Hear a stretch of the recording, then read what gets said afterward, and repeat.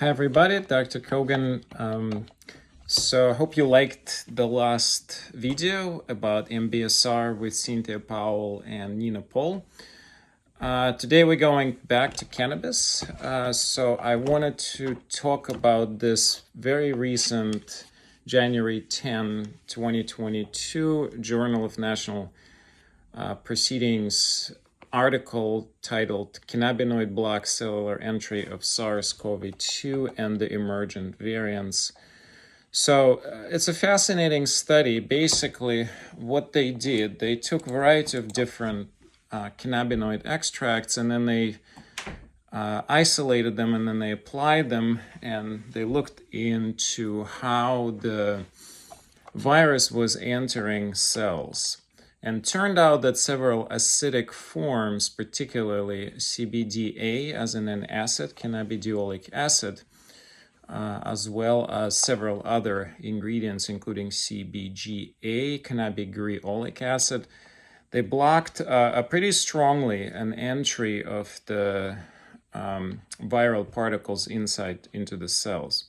Now, couple of words of caution. This is a in vitro or in petri dish study. So does that particularly applies to a human system, meaning if you take the CBDA, which is commercially available from multiple sources, and I'll talk about that in a second, will you block the viral replication, meaning will you decrease the severity of symptoms? This is a question that, of course, remains to be answered. However, it's encouraging.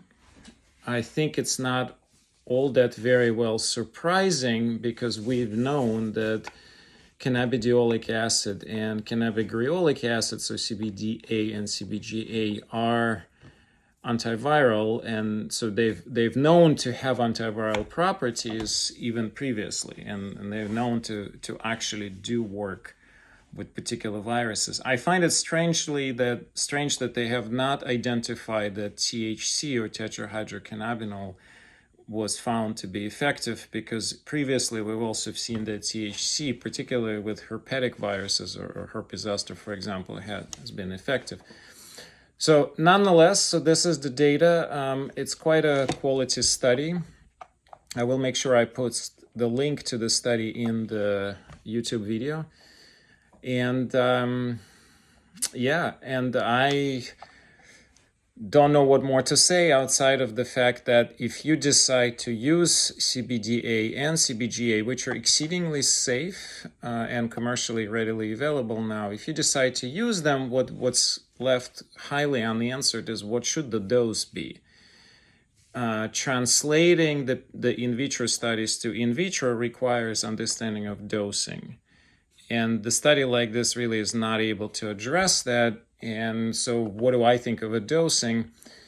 Interestingly, the level of concentration that they used here was extremely high if you try to translate it to the tissue dosing, meaning if I give you 100 milligrams and let's say you're 100 pounds, that means that you will get distribution without doing any specific biokinetics, that you'll get distribution of 1 milligram per pound.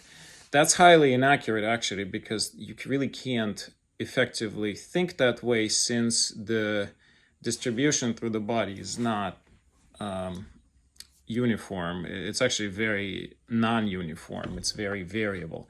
And one important aspect is when you putting something in your mouth is to also know what is the bioavailability. Acidic forms are quite rapidly uptaken through our tissues, just like any other forms of cannabinoids, but they are a bit more water soluble compared to THC, for example. So they can be delivered in more forms, so not just in oil would be the best form, but in other forms. But that doesn't necessarily mean that the total dose of what you're taking should be all that less. In fact, most of what I have been observing using CBDA with my patients is the fact that you have to give pretty high dose. And only at the doses of somewhere between 100 to 200 milligrams a day, you start seeing a real significant anti-inflammatory benefit. So you need to be taking the same dose to try to prevent viral entry or as a prophylactic drug? Unfortunately, we don't know for sure. I would say that we have a good amount of literature on, or a good amount of discussion on both CBDa and CBG, not CBGa, in the book. I'll make sure I post the link to the book as well. I haven't done that in some time. So yeah, if you want to learn more, look into my book, and I will also post the link to this article. I'm pretty sure that either this research group or other research groups going to start looking into animal models now that this is out there.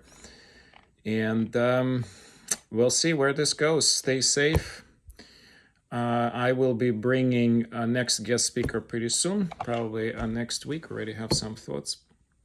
And have a great weekend. Bye.